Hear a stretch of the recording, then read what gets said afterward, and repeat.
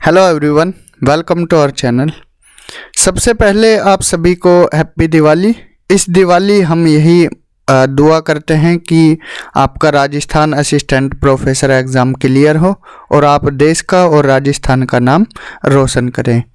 तो जैसा कि आपको पता है कि हम Rajasthan assistant professors 500 important question series कर रहे थे और उसमें ऑलरेडी हमने 4 लेक्चर्स कंप्लीट कर लिए हैं, जिसमें हमने राजस्थान का नामांकन से रिलेटेड क्वेश्चंस डिस्कस किए थे, राजस्थान के एकीकरण से संबंधित क्वेश्चन थे।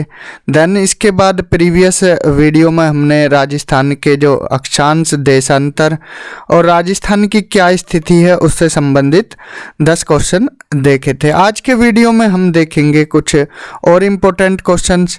तो चलिए आज का वीडियो स्टार्ट करते हैं। तो आज का हमारा पहला क्वेश्चन है, ये क्वेश्चन सेकंड ग्रेड में आ चुका है और ये क्वेश्चन कई बार रिपीट हुआ है, हालांकि जगह बदल दी है लेकिन जो क्वेश्चन की लैंग्वेज है वही होती है। यहाँ पर पूछा गया है घोटारू, जो कि कोई एक जगह है, कहाँ पर है नहीं पता। सिर्फ क्वेश्चन में क्या है, टाइम से रिलेटेड क्वेश्चन है। घोटारू जो कि 24 डिग्री उत्तरी अक्षांश एवं 72 डिग्री 30 मिनट पूर्वी देशांतर पर स्थित है। यदि राजस्थान में भारत के मानक समय के अनुसार समय के 4 बजे हैं तो यहाँ का समय होगा, तो यहाँ का क्या समय होगा।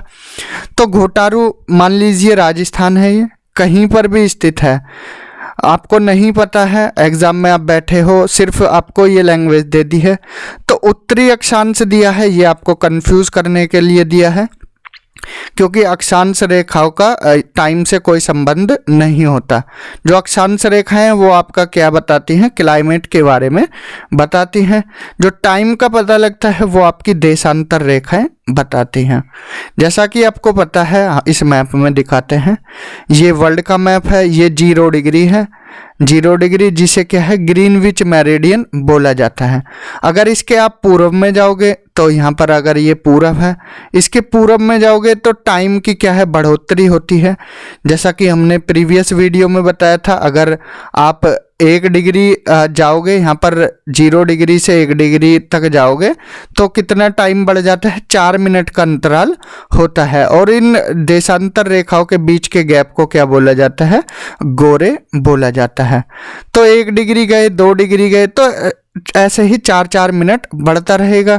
तो भारत का जो टाइम है वो 82.5 डिग्री से नापा जाता है, 82 डिग्री 30 मिनट से यहाँ पर कैलकुलेट किया जाता है, जो कि 5 राज्य से गुजरती है। इसके लिए एक ट्रिक है,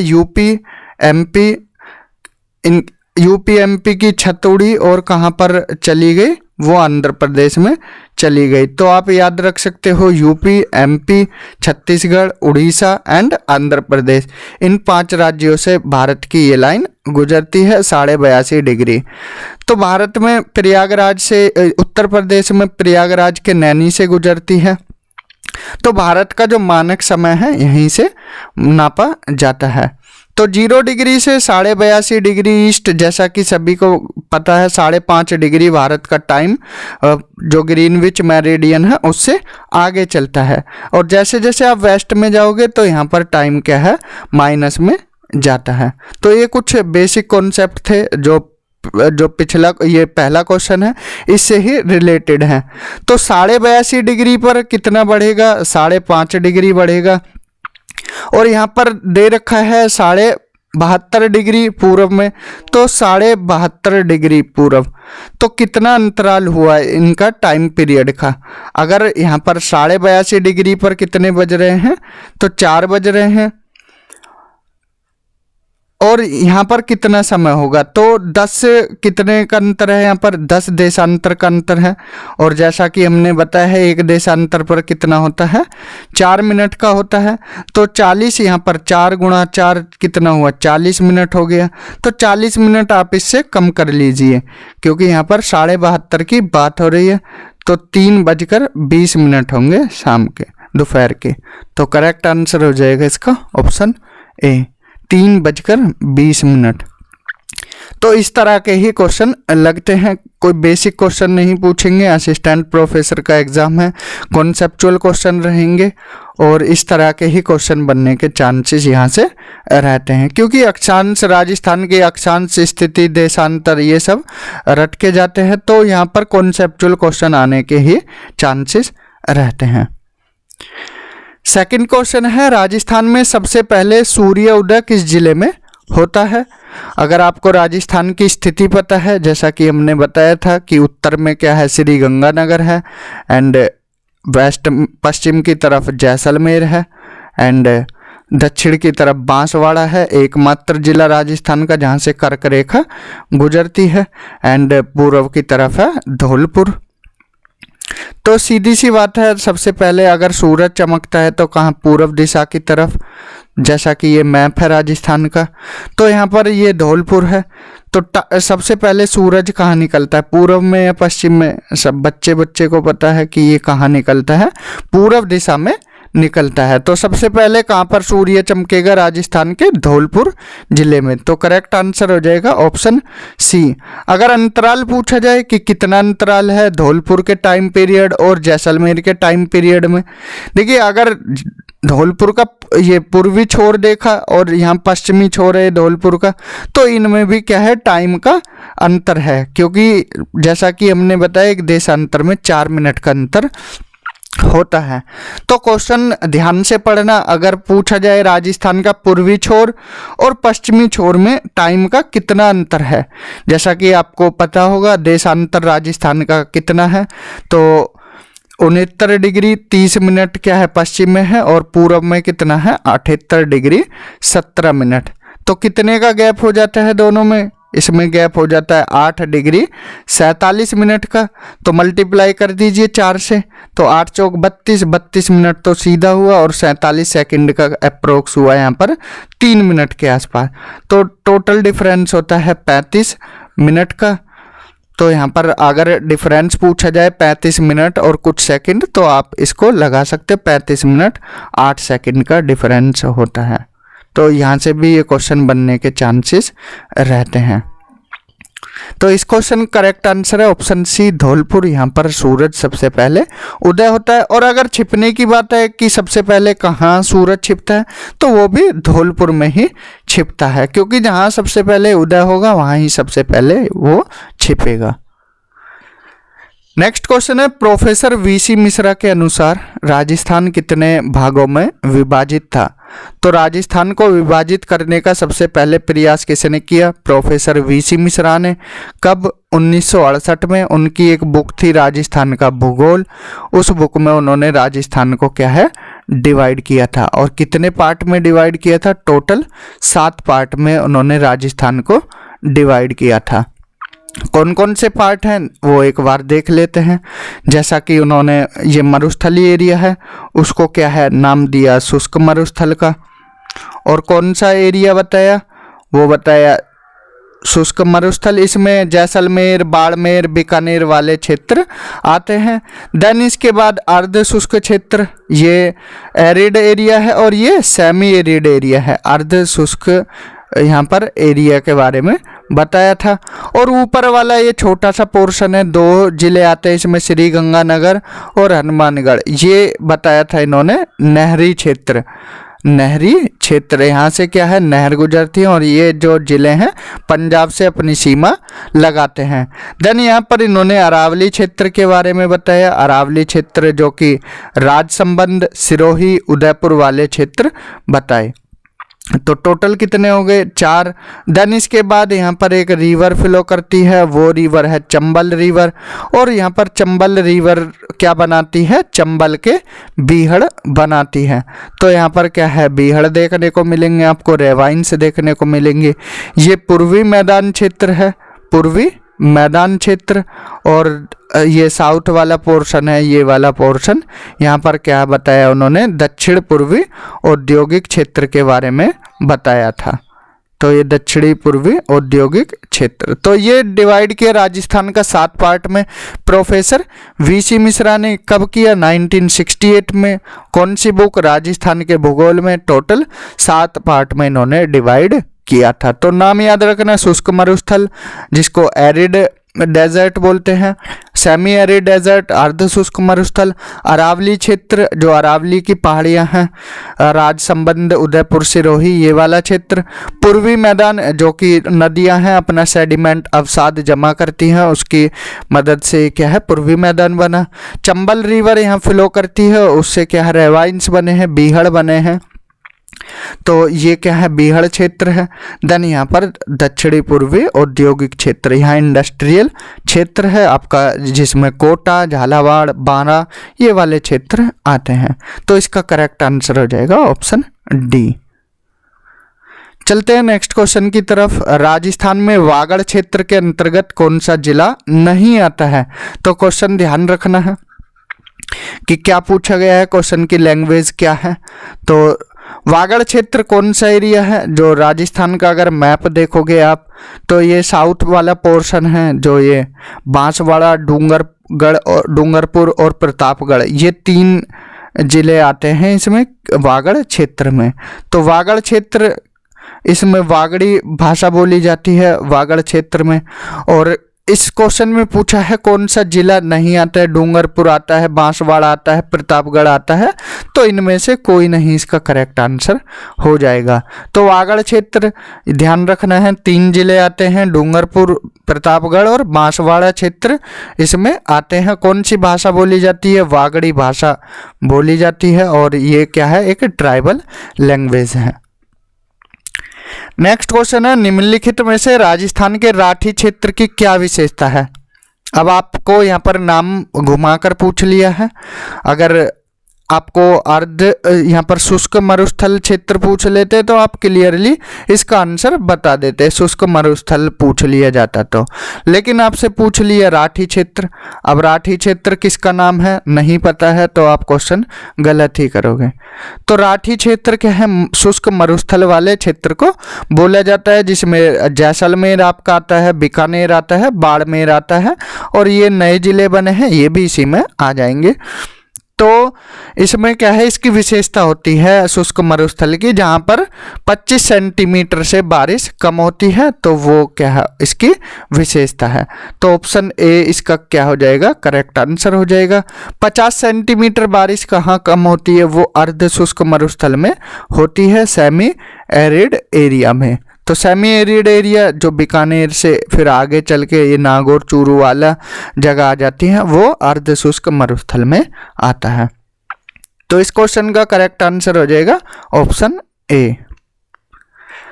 नेक्स्ट क्वेश्चन है, राजस्थान में माल क्षेत्र के अंतर्गत कौन सा जिला नहीं आता है?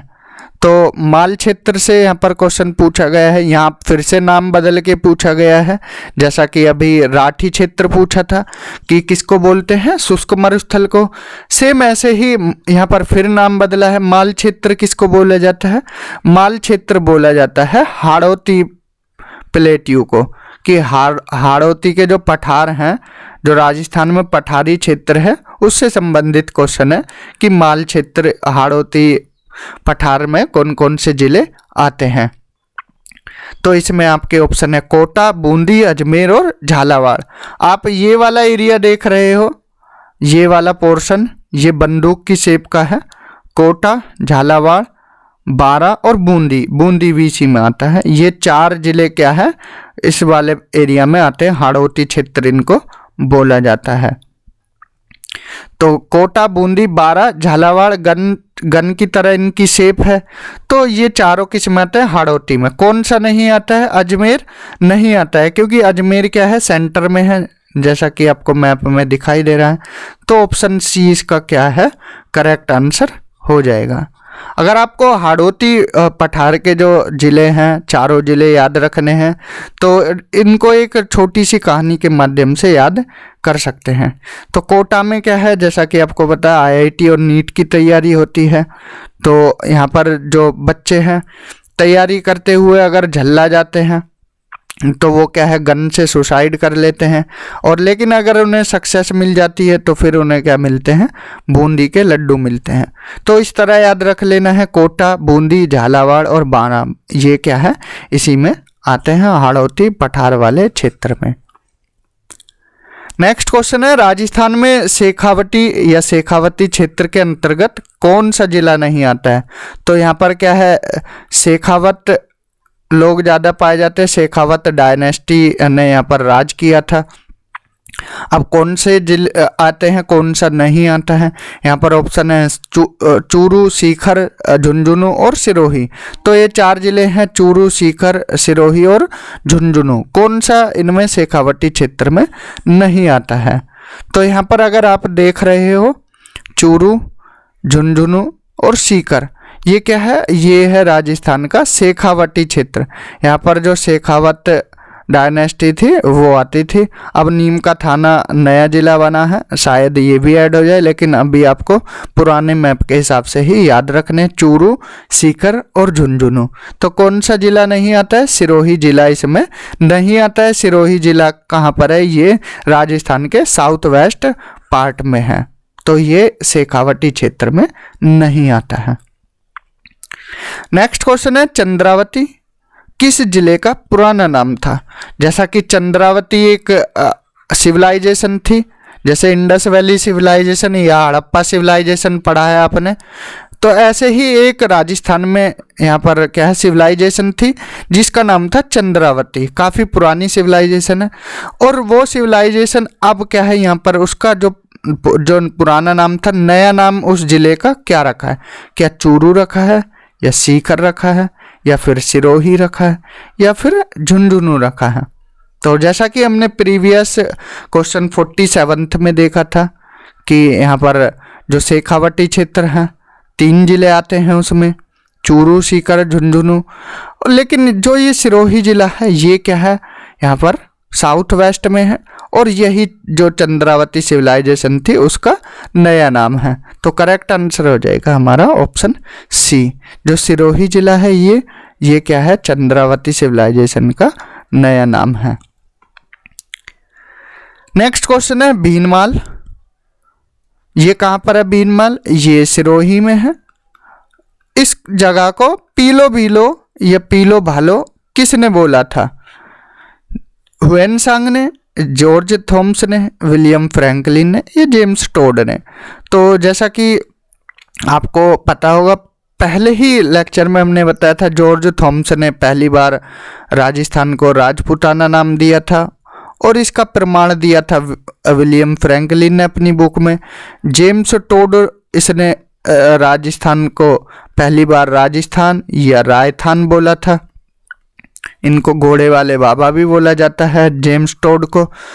तो ये भीनमाल जगह को पीलो भालो बोला था ह्वेनसांग ने, जो कि एक चाइनीज यात्री था, और इसने अपनी बुक CU की, उसमें इसका वर्णन किया है भीनमाल जगह का। तो करेक्ट आंसर हो जाएगा ऑप्शन ए, ह्वेनसांग। आज का हमारा लास्ट क्वेश्चन है, राजस्थान का कितने % भाग मरुस्थलीय है? जैसा कि हमने अभी देखा था कि राजस्थान को सर्वप्रथम VC मिश्रा ने 7 भागों में डिवाइड किया था। लेकिन अगर आप प्रेजेंट वर्गीकरण देखोगे तो राजस्थान 4 पार्ट में क्या है, डिवाइडेड है। वो 4 पार्ट कौन कौन से हैं? एक डेजर्ट वाला एरिया है, डेजर्ट वाला एरिया, देन इसके बाद अरावली क्षेत्र है, इसके बाद आपका ईस्टर्न प्लेन है, एंड इसके बाद आपका हाड़ौती प्लेट्यू वाला रीजन है। मोटे मोटे तौर पर ये 4 पार्ट में डिवाइडेड है। और अगर देखा जाए इसमें भी ये डेजर्ट वाला एरिया है, ये डेजर्ट वाला, जिसमें आपके दोनों डेजर्ट आते हैं, एरिड और सेमी एरिड, एरिड और सेमी एरिड। फिर अरावली क्षेत्र आ जाता है, यहाँ पर ये अरावली क्षेत्र आ जाता है आपका। फिर ये ईस्टर्न प्लेन आ जाता है, एंड यहाँ पर क्या है, सदर्न प्लेट्यू वाला ये वाला एरिया आ जाता है। तो 4 पार्ट में डिवाइडेड है। जो डेजर्ट एरिया है वो क्या है 61% पर क्या है, जो राजस्थान का पूरा भूभाग है उसके 61% भाग पर ये क्या है जो मरुस्थल है वो क्षेत्र है। देन अरावली पहाड़ियाँ की बात की जाए, अरावली पहाड़ी थोड़ी यहाँ पर 9% एरिया कवर करती हैं। देन प्लेन एरिया की बात की जाए तो 23% और प्लेट्यू एरिया नियरली 7% राजस्थान के पूरे भूभाग पर स्थापित है। तो करेक्ट आंसर हो जाएगा यहाँ पर मरुस्थलीय भाग। अर्धशुष्क और शुष्क दोनों मरुस्थल को मिलाकर पूछा गया है, तो कितना हो जाएगा 61% इसका करेक्ट आंसर हो जाएगा। तो राजस्थान के 61% भाग पर मरुस्थलीय क्षेत्र है, 9% पर अरावली की पहाड़ियाँ हैं, 23% पर पूर्वी प्लेन है एंड 7% पर हाड़ौती प्लेट्यू है। तो करेक्ट आंसर इसका ऑप्शन डी हो जाएगा। तो इस वीडियो में हमने टोटल 10 क्वेश्चन देखे हैं। ऐसे ही एक और यहाँ पर नेक्स्ट वीडियो में 10 और नए इंपॉर्टेंट क्वेश्चन लेकर आएंगे राजस्थान के, या तो यहाँ पर जो भौगोलिक क्षेत्र है उससे संबंधित ही 10 क्वेश्चन होंगे, तो तैयार करके आना है। तो इस वीडियो में इतना ही। अगर वीडियो अच्छा लगा है तो ज़्यादा से ज़्यादा शेयर कीजिए, चैनल को सब्सक्राइब कीजिए। तब तक के लिए thank you, have a good day.